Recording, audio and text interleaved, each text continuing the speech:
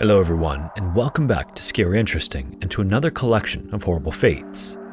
In this video, we're going to go over two stories that, as the stories progress, you're going to get a creeping sense of dread about what's going on. Unfortunately, whether or not you guess correctly, as you'll see, the events are horrifying nonetheless. And as always, viewer discretion is advised.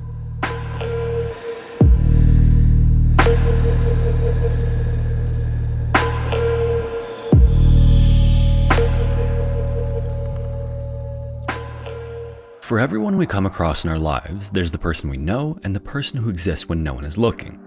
And we've likely all heard stories, both true and fictional, that serve to teach us that appearances can be deceiving. But sometimes what happens behind closed doors is too terrible to remain there. If you didn't know any better, you might assume Pentti and Hilkka Saarinen were an idyllic Finnish family. The couple owned a historic home that Hilkka inherited from her grandparents, and they had 5 beautiful, healthy children together. To anyone who didn't live in the area, the Saarinens seemed to have it all, but the truth was actually so brutal that longtime residents couldn't avoid the stories that leaked out of the old wooden house. After all, the absence of 5 children is difficult to ignore.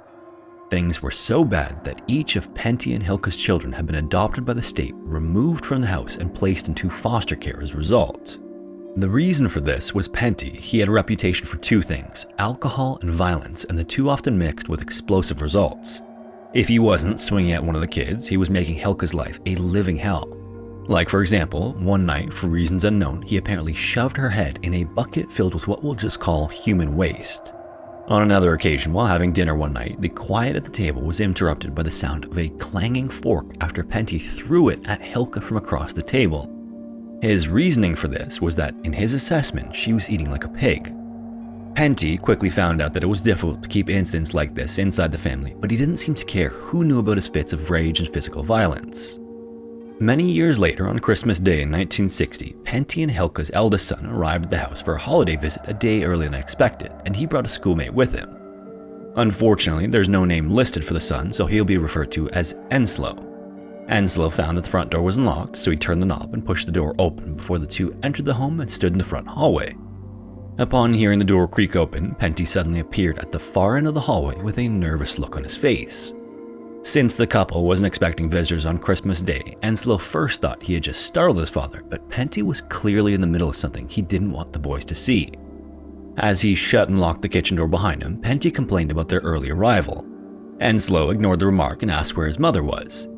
And Pentti, who was standing in front of the kitchen door as if to block the boys from entering it, told Enslo that she had left while he was sleeping the night before and he hadn't seen her all day. Now, although he didn't grow up under their care, Enslo knew it wasn't like Hilkka to just up and leave without telling anyone where she was going.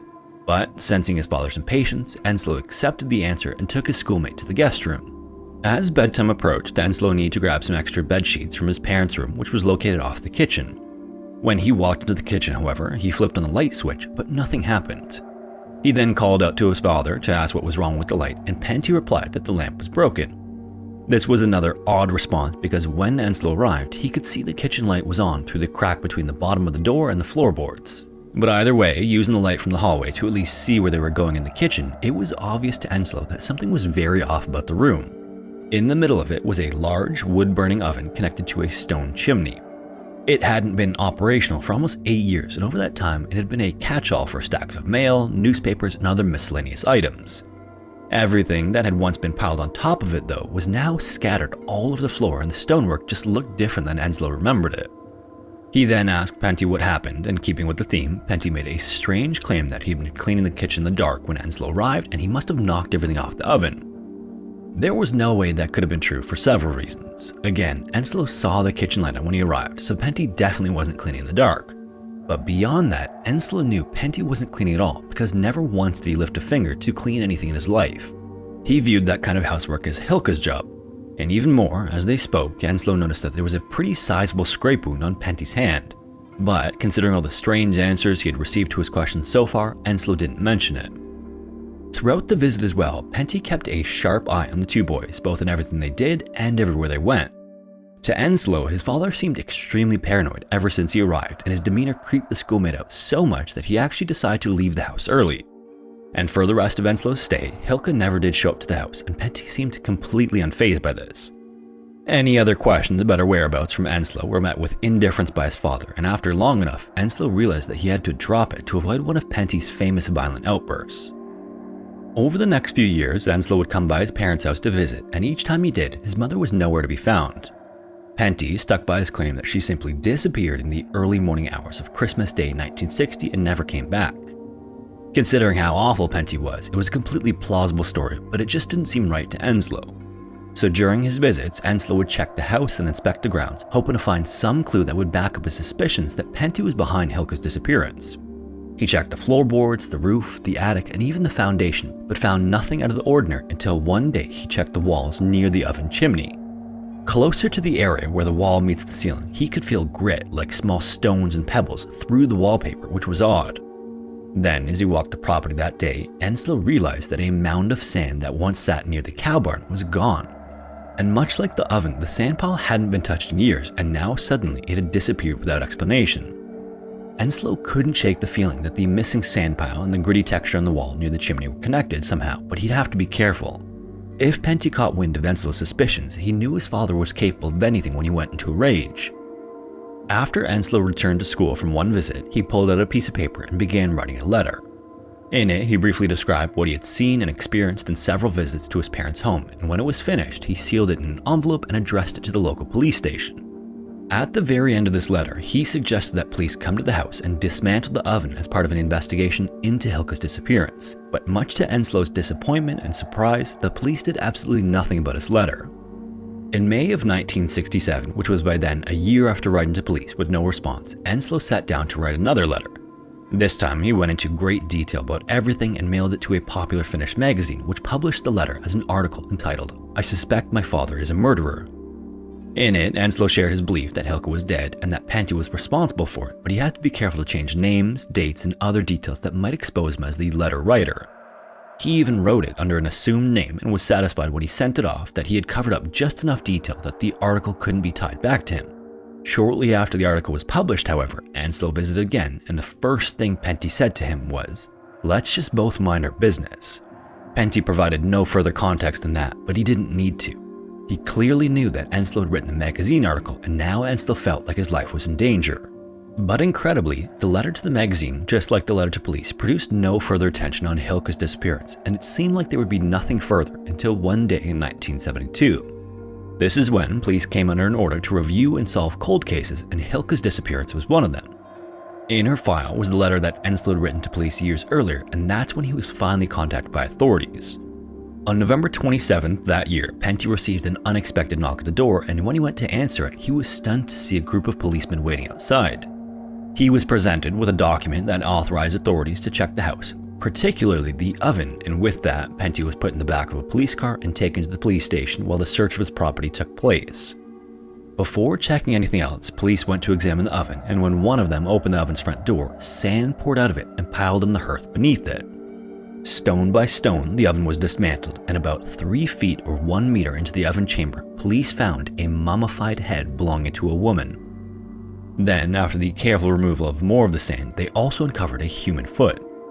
Once photos of the scene were taken, the coroner removed the body, and Enslow came to the medical examiner's office the next day to positively identify it as his mother. Penty was then immediately arrested and charged with Hilka's murder.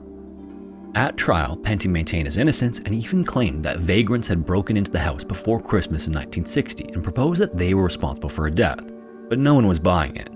His long history of mistreatment toward Hilka was too widely known for him to pull the wool over anyone's eyes and manipulate the situation further. But unfortunately, although the prosecution had a strong circumstantial case, in terms of actually proving Penty killed Hilka in a court of law, things weren't so clear-cut. Yes, Penty was terrible and violent, and yes, Hilka was found inside the oven in the house they shared, but the judge acknowledged that there was no undeniable proof that Penty killed Hilka and stuffed her in the oven. So, when the verdict came in, it sent shockwaves through the whole country. Penty was found to be responsible for her death, but the court stopped short of declaring him a murderer. Instead, he received an 8-year sentence for manslaughter and ruled Hilka's death accidental. Penty would then serve just 1 year of that sentence because the Supreme Court of Finland overturned his conviction. This was because the statute of limitations on accidental death was up before Penty was arrested and charged, so he apparently never should have been tried and convicted in the first place in the eyes of the law. After this ruling, he was released and immediately returned to the home to live out the rest of his days alone. To the community afterward, he became known as Freemason, which was a reference to his alleged work to dismantle and reassemble the oven with Hilke inside. Penty passed away in 1986 and the house was destroyed in 2015. And with the overturned conviction, the case of what happened to Hilke is still officially unsolved. On January 4th, 2005, a sheriff's deputy in Sarpy County, Nebraska, parked his patrol car near the entrance to an old gravel pit, put his hat on, and stepped outside. He shivered as he was immediately hit by sub-zero wind chill and heavy snow. Then, pulling out his flashlight, he flicked it on, but with how hard the snow was falling and blowing, he could barely see his hands in front of him. Located to the immediate south of Omaha, which is the state's most populous city, Sarpy County and the surrounding area were getting hit by the first big storm of the new year. And unluckily for the officer, he was on a bit of a wild goose chase and he had no idea who he was looking for or if he was even in the right place. But based on the information provided to him by 911 operators, the old Lyman Ritchie gravel pit sounded like it fit the description. As he continued ahead, he almost walked right into a closed gate before he saw it. Looking around the area, the deputy was searching for anything that might indicate he was in the right spot. However, just as he was about to give up, he noticed footprints in the snow that he was sure didn't belong to him. The heavy snowfall had started to fill them in, but they still looked relatively fresh. So for a quarter mile afterward, the deputy followed the tracks until they suddenly stopped at a frozen pond. He shined his light around the area, but again, the snow just wouldn't allow him to see more than a few feet ahead of him. And then, just as he was about to explore the area more closely, a message came over the radio from dispatch alerting those on duty to a new location that needed to be checked out. So with one last look, the deputy turned around and headed back to his car. Just 2 days earlier, a man named Michael was behind the wheel of his girlfriend's 2000 Ford Ranger pickup truck when he swerved in front of another truck going the same direction. The accident caused significant damage to the bed of the driver's side as the other truck slammed into the Ranger and sent it into a large signpost. Needless to say, Michael was not looking forward to the phone call he'd have to make to his girlfriend Janelle. The couple had been close friends since the 7th grade, but they didn't start dating until they each turned 19. By then, they were both 20 years old and sharing an apartment together, and they were closer than ever. She was a beautiful young woman, and she was smart and accomplished and athletic. In high school, she excelled on the cheerleading squad, participated in drama club, and sang in the choir. By 2005, she was in her junior year of university, where she was a member of a sorority as well as a business fraternity. Overall, the future for Janelle just looked really bright. In contrast, Michael hadn't quite figured out his purpose yet. Until that time came, he was happy to work his landscaping job and tinker with old cars. But either way, thankfully, in the end, Janelle took the news of her wrecked truck surprisingly well, and she was just happy that Michael was okay. Their troubles on the road were far from over, though. The next night, they were driving together when they were pulled over by the police for a traffic stop. The couple also happened to be lost, so after getting the ticket, Michael asked the officer for assistance. He then kindly gave them directions at the end of the traffic stop and sent them on their way. As it approached 12:30 a.m. on January 4th, Sarpy County 911 operatives were well into a busy night shift. This was thanks to the storm that was expected to dump 14 inches of snow in the area overnight. Temperatures were also well below 0 degrees Fahrenheit or minus 18 degrees Celsius when factoring wind chill, and to no one's surprise, there was always an uptick in calls when conditions were that dangerous. By then, the number of calls had been steady but manageable, but that was all about to change. At 12:28 a.m., the phone rang at the dispatch center and an operator picked up and asked where the emergency was located. The young woman's voice on the other end sounded anxious and frightened as she said hello and told the operator that she wanted to report that she felt very threatened. It was an odd statement with no context offered at all until the young woman said she was at the Mandalay apartment complex in Omaha. The woman on the phone was Janelle, and the complex was where she and Michael shared an apartment. Strangely, she didn't tell the operator what she felt threatened by, but Janelle was adamant about where she was. The operator could see on her screen that the caller was on a cell phone, but the cell tower the call was transmitted through was nowhere near the couple's apartment.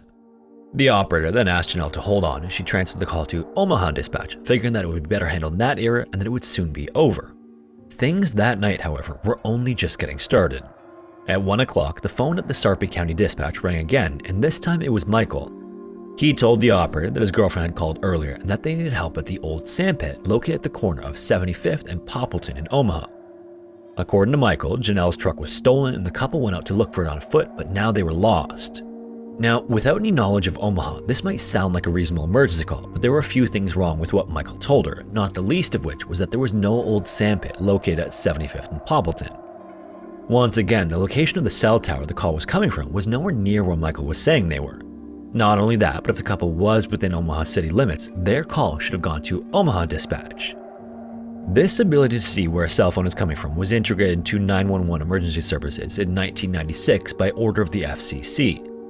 Prior to this, the vast majority of emergency calls came from landlines, which have addresses attached to them, so even if someone wasn't able to give their exact location over the phone, operators would still know where the emergency was. The rise and popularity of cell phones in the late 1990s, however, took that functionality out of the equation. Even though most cell phone numbers are associated with a specific address, this wasn't terribly helpful if a caller wasn't at their address when contacting 911. Today, obviously, almost every cell phone has a GPS built in, which allows for location of a call to be determined with reasonable accuracy. In 2005, however, this technology was just starting to come into use, so often 911 operators would only see a general location associated with the call from the cell phone towers, but this information is a little bit vague. In an area with multiple towers, a phone will often connect to more than one, and this can make determining the location more accurate. About the best a 911 operator could hope for in 2005 would be a 3-tower call, and the location is determined through what's called cell tower triangulation. Even with this system though, the location of a call can only be determined within the radius of about 3/4 of a mile, which again is more vague than you'd like during a search. Anyways, in those early morning hours of January 4th, 2005, operators had a general picture of where Michael and Janelle's calls were coming from based on cell tower location data. The area was in the outskirts of Omaha, but remote compared to the populated area their apartment was located within. Michael also struggled to find identifying landmarks that might help operators determine a more exact location, and his insistence that they were near their apartment in Omaha unnecessarily widened the search area. And over the course of multiple calls after 12:28, Michael and Janelle insisted they were near their apartment more than 22 times, but there was just no way this was true. Even if operators disregard the cell phone tower location data, what little Michael could describe about their surroundings did not match up with their claims at all. Michael said that he and Janelle had taken shelter in a structure that looked like a toll booth and that they were at an abandoned lakefront near an old sand or gravel pit. But a location like this description just didn't exist inside Omaha city limits. It was clear to several operators Michael and Janelle spoke to that night that the couple was scared and confused, but even in their frightened state, some of what they were saying was just downright bizarre. During one call, Michael said he could see a shack and the operator told him to go toward it, but Michael said he couldn't because it was surrounded by dogs. Then he claimed that there were 2 people on top of the shack flashing a light at them. The operator instructed him to walk toward them, but Michael said the people wouldn't talk to them because they didn't speak English. The operator could also tell, based on the sound of the wind, that the couple was outside and no longer in the shelter of the toll booth, so she urged them to return to the truck. Michael then said that they couldn't because the truck had flipped over, which was not something he or Janelle had mentioned to that point. Before this call ended, Michael told her that he saw 100 to 200 people in a field, but they wouldn't help the couple. By this point in the night, it was minus 10 degrees Fahrenheit or minus 23 degrees Celsius with the wind chill, and the snow was still blinding. This made it highly unlikely that so many people would be gathered in such a remote location in the middle of the night, so something extremely odd was going on. Around 2 a.m., Michael placed another call to 911. This time, Janelle could be heard saying that she saw people disassembling cars and placing the parts in trees. She'd later call 911 and report seeing people dressed in cult clothing, as she put it, who were moving vehicles around. Then, the final call operators received came at 4:20 a.m. It was Michael, and he said he had just escaped and asked the police to open the gates. Again, there was no context about what he escaped from or what gates he expected police to open. What little sense the couple made during their many calls to 911 did allow police to make an educated guess about where they might be. Outside of Omaha, there were several sand and gravel pits owned by the Lyman Ritchie Company. When he heard the descriptions dispatchers were communicating to officers from Michael and Janelle, the sheriff's deputy had a hunch that they were at the company's Gretna, Nebraska location just southwest of Omaha. And in fact, when he arrived at the gate he thought they were referring to, he found the couple's footprints. After he reached the pond where the footprints came to an abrupt stop, he received the call from dispatch about heading to another search area. Tragically, he was just steps away from Michael and Janelle. The gate that Michael had asked police to open was likely the same one that the police officer had accidentally walked into. The next day, Michael was found 1.5 miles from Janelle's pickup truck, just off-road near the Platte River. It's believed he froze to death shortly after the couple made their final call to 911. It would be almost a week before Janelle's body was found, also along the same road next to a gate and near a sand pile, both of which were landmarks Michael had given to operators. At several points that night, Michael and Janelle were just feet from safety. The toll booth structure they temporarily sheltered in was actually a heated gatehouse near one of the pit's entrances. Also, if they had headed southwest from Janelle's truck, they would have been near a heated machine shed at one point, yet the couple continued to trudge through the rapidly accumulating snow with seemingly no particular destination. The question on everybody's mind was, how could something like this happen? The couple may have been lost, scared, and confused, but that didn't seem to explain the unusual things they reported seeing. Undoubtedly, however, their certainty that they were close to their apartment and the odd things they reported seeing caused confusion to spread to 911 operators and police hoping to find them. Later, physical examinations performed on both 20-year-olds revealed very little about their mental condition that night, but when the toxicology report came in, everything started to make sense. According to lab results, Michael and Janelle were under the influence of a strong illicit stimulant that's known to cause hallucinations and can last for over 12 hours. It can even cause people to hear and see things that aren't there, which explains Michael and Janelle's reports of dogs and cult members in a field the night they died. Per the toxicology report, Janelle had more than 3 times more in her system than Michael had, but it was clear to 911 operators that they were both heavily under the influence. Understandably, news of Janelle's substance use shocked family, friends, classmates, and professors. No one saw any signs of any drug use by Janelle, let alone something as strong as what was found in her system. In fact, those close to her believed that the night she died was the first time she used the drug, making it all that much more tragic. In the aftermath of their deaths, a mother and son were arrested on suspicion of possessing the substance Michael and Janelle used. Apparently, on the night of January 3rd, so just before they were stopped by the police officer for a traffic violation, the couple allegedly took the drug at a house shared by the mother and son. Both received probation for felony possession, but neither was charged in connection with Michael and Janelle's deaths. If you made it this far, thanks so much for watching. If you have a story suggestion, feel free to submit it to the form found in the description, and hopefully I will see you in the next one.